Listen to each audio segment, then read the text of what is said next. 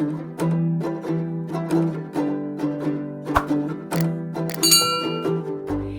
guys, and welcome back to my channel, and welcome to part 3 of the how to design a crochet pattern video series. If you haven't already, I do recommend going back and watching part 1 and 2 just because we go through a lot of stuff that you need to know before we get to this step. So if you haven't already, please go back, watch those 2 videos and then come back to this one. But if you have already watched those 2 videos and you're ready to move on to the next step, then just keep watching. Alright, so we are now on to the next step in the pattern designing process. Now for this garment in particular, it does require blocking. Now I did say in my previous video that I would take you guys through exactly how I block my garments. And to be honest, I'm not really a blocker. I don't really usually block my crochet projects unless they absolutely need it.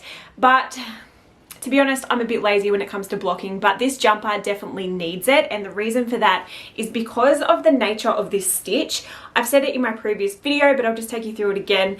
This stitch does tend to want to condense a lot. So it kind of takes away from that beautiful ribbing that we have here. So if we block it, it's going to stretch it out. And as you can see, that really enhances the beautiful ribbing detail that we've got going on in this garment. But it also changes the size of the garment. So if I wasn't to block it, it would still work out fine and you still would be able to wear it, but it would just mean that it's probably going to sit a little bit differently on your body because it hasn't been blocked to the size that we actually want it to be, if that makes sense. As you can see, this is the front panel, front or back, they're both exactly the same, so it doesn't really matter which one goes at the front and which one goes at the back. But I'm now just going to run you guys through exactly how I block my items, and then we will move on to the next step, which is starting to actually construct the jumper and sew the 2 panels together. But first up, we are going to block, so let's do that. So when it comes to blocking, there are quite a few different ways you can do it. Lots of people like to fully submerge their garment in water, make it soaking wet, then lay it out and pin it. But what I like to do is steam block. And the reason I like to steam block is because it takes a lot less time for your garment to dry or for your project to dry. And it's just a lot less messy. You don't have dripping water going anywhere. And I just find it's a lot easier and a lot more time savvy. So most people would use a blocking board, which is like a foam board, one of those foam play mats that kids would usually have to play on, but I don't have one of those. As I said, I'm not much of a blocker. I don't usually block a lot of stuff, so I don't have a blocking board. So what I do is just use 2 towels. I've just got 2 old towels here that I've just laid down flat on top of each other. The reason I use 2 is because 1, you don't want the moisture from your garment going through to your floor or to your carpet in my case, and 2, you want it thick enough that your pins are going to be able to actually stick in fairly securely, because you want your pins to hold your garment in place while it's drying. So if it's too thin, you'll find that your pins won't be able to stab into it and stay secure, if that makes sense. So today I am going to be steam blocking my garment, and all I do to do that is lay my garment down on my towels that I've got on top of each other, and then with the pins I'm going to go ahead and stretch this out and pin it so it is all nice and stretched. And then exactly the same on this side. I'm not going to pin the bottom purely because I don't want it to stretch down this way. I only want to stretch it out this way, so sideways. So all I'm going to be pinning is up the 2 sides of this panel, and then I will probably do a couple just at the side of the neck there. I almost forgot to show you guys what steamer I use. So this is my steamer here. It is just a little handheld steamer. You fill up this little compartment with water, and then you basically squeeze the trigger there and out comes the steam. I'm not sure where this is from. My mum gave me this. I think it might be just from Kmart or Big W or something like that if you're in Australia, but I'm sure most like department stores would sell something very similar to this if you don't already have a steamer. Otherwise, any kind of steamer will do. You can actually also use an iron, obviously not ironing your garment, but just by hovering it above your garment and pressing the steam function. I know that also works as well. So anyway, this is my steamer. It is the Cambrook Next Generation Swift Steam.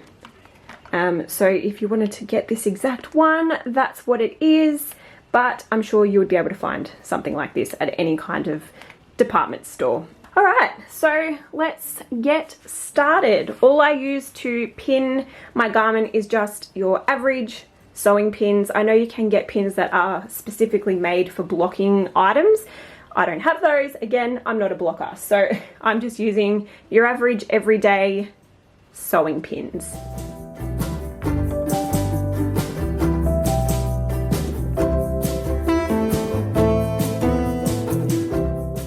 So I have finished pinning my garment. Don't stress if it looks like a bit wavy.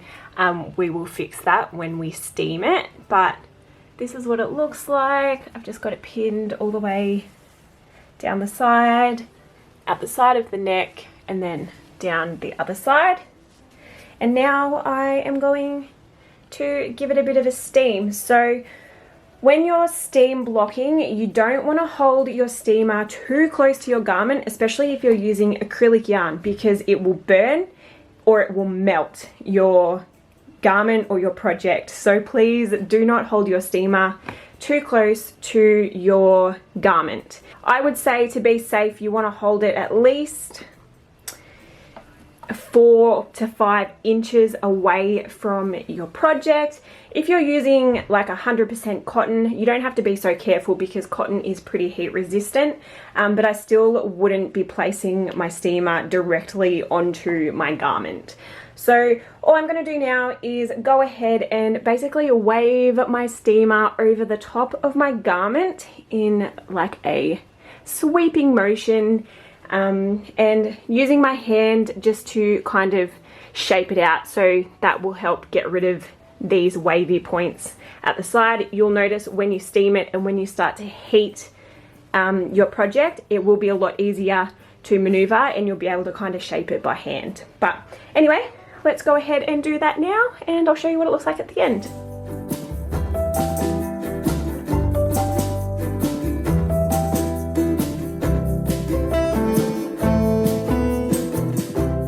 Alright, so I finished steaming. As you can see, I was able to straighten out the edges here. The pins are still in there. I know it's hard to see them, but just so you guys know, I've left the pins in at the moment. And now all you want to do is wait for it to dry. If you are steam blocking, you'll notice it's actually not that wet. Steam blocking is not necessarily about absolutely saturating your project. It's more about just getting some heat into the fiber so it is easier to manipulate and it will then stay in this shape. It's kind of just like ironing, I suppose. When you get heat into your clothes, it irons out all the creases. So that's basically what the steam blocking is doing. So this won't take long to dry at all. It already feels like dry. It's pretty much an instant kind of thing, but I'm going to leave it for about 10-15 minutes just to make sure that it is super dry and it's not wet, and give it time to kind of set in place. And then I will take this off and I will do the other panel, which is exactly the same. So I'm not going to show you guys that, but I will take this off, do the other panel. You could by all means do them both at the same time if you wanted to save time, but I'm not in a rush, so I'm just going to let this one set and then I will do the other one. Alright, so it's been about 10-15 minutes. It's feeling nice and dry. Not that it was really wet to start off with. So now all I'm going to do is start to remove those pins, and if the blocking has worked correctly, it should stay in the shape that it is. If it bounces back a lot and you find that it's gone back to the shape that it was before you blocked it, you probably need to let it set for a little bit longer or steam it for a little bit longer. So see how you go. Mine seems to be staying fairly nicely, which is what we want.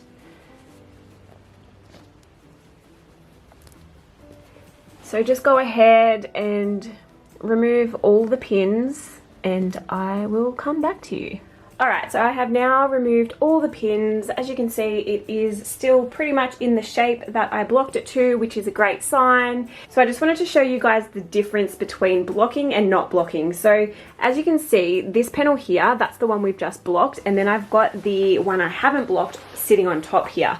So you can see the size difference. Like, look how much extra width we've got on each side on the panel that we've just blocked. So that's what I mean when I say the stitches condense and they don't sit like we want them to until you've blocked it. So you can see the beautiful ribbing on this panel here that we've just blocked, whereas on this one it's all really condensed. And I mean, it still looks nice, but I prefer this garment blocked because it just gives you that nice stitch definition. Now all I'm gonna do is the exact same, but on the second panel. And then once I'm done, I will come back to you guys and we'll move on to the next step.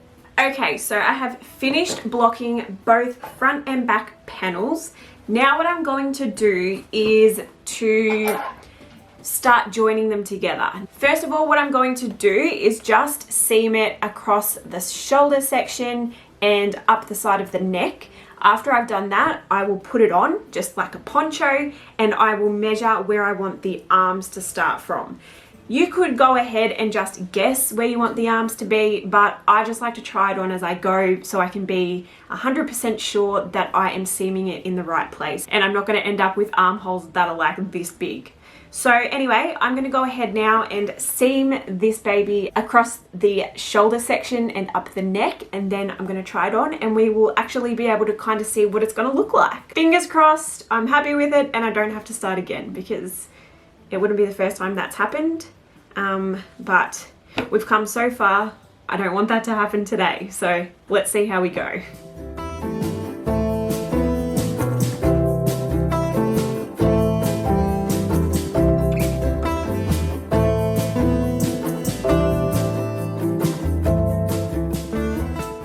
So I have finished seaming it across the top of the shoulder and up the sides of the neck. So now it's the moment of truth and I'm going to try it on. Let's see what it looks like. Alright guys, here she is. I am pretty happy with it for a first go. Usually the first one I make, I change a lot of things about it, but I'm actually pretty happy with this. If I was going to change anything, the thing I would probably change would be the length. I would probably make it a little bit more cropped. I think it would look a bit more flattering than what it does now. I'm trying to stand on my tiptoes so you guys can see. Obviously disregard the ends that haven't been sewn in, but this kind of gives you a general idea of what it is going to look like. It is super duper chunky. It's actually quite heavy, so you know it will be super warm for winter. But now what I'm going to do is figure out where I want the sleeves to sit.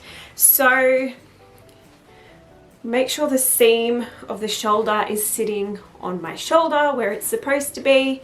And then what I'm going to do is kind of turn to the side and figure out how wide I want my sleeve to be. So I want it to be oversized, obviously, so I'm not going to make it super snug up in the armpit. I'm going to leave a little bit of room, and all I've got here is a safety pin, and then all I will do is measure roughly where I want it, stick a pin in there, and then I will take it off, have a look at it. If I'm happy with where I've put the pin, I will then mark that same measurement out on each side. So left and right at the front and then left and right at the back. And then I know exactly where I want to seam the sides of my jumper. So the next step will be to measure out the armholes and then seam this section here. And then after that, we just need to add some sleeves and we are pretty much done. So exciting times. And when I say we're pretty much done, I mean we're pretty much done with the first sample. Usually when I'm designing a pattern, I make the garment or the piece first, which is what I'm doing now, and then I'll make another one with the changes that I want to include, and then I write up the pattern from that one. So it is a very lengthy process, like I've said to you guys throughout these videos, but that is just what we do, and I don't know why I am puffed right now. But anyway, I'm going to take this off and we're going to measure out the sleeves, and then I'm going to seam the sides together, and then I'll try it on again and I'll show you guys what it looks like.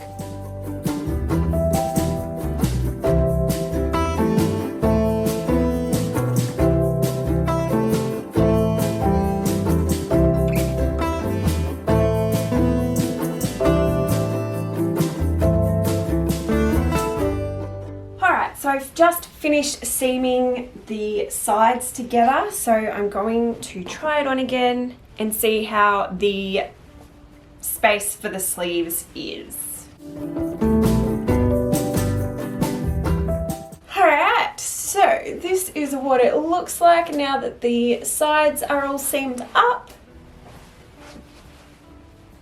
As I said before, I'm pretty happy with it overall. The only thing I would probably change for my next one would be to change the length so it is a little bit more cropped. I think it would look a bit cuter like this, but I may also just include instructions in the pattern on how to alter the pattern to suit your desired length, which is something I do in a lot of my patterns anyway, because I understand that not everyone likes a cropped jumper or a long jumper, so I always try and include instructions in my patterns for how people can customize my designs to suit their preference.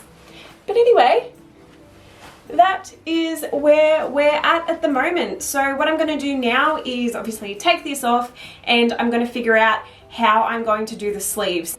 Just speaking off the top of my head, I think I will just do the sleeves as a big rectangle, seam them down the long edge, and then seam them around here. But obviously that's just what I've got in my head. I haven't actually done it, so we will just have to do a little bit of trial and error, which is pretty much all there is to pattern writing. It's just a lot of trial and error. So anyway, I am pretty happy with how it is looking so far. I can't wait for it to be finished and to actually see the finished product. I think that's the most rewarding thing about designing patterns, is taking an idea from something that was just in your head to actually something you can now use or wear. So that is why I absolutely love designing, and I don't think I'll ever stop, but we'll see. Anyway, I'm gonna, sorry, there's fluff floating around. Anyway guys, I'm going to wrap up today's video here. Thank you so much for watching. I hope you did find this video useful or interesting. If you did, please don't forget to give me a thumbs up as always, and if you haven't already, please subscribe to my channel and turn on your notifications so you will be notified of all my future videos. But until next time, I will see you later. Thanks for watching guys. Bye!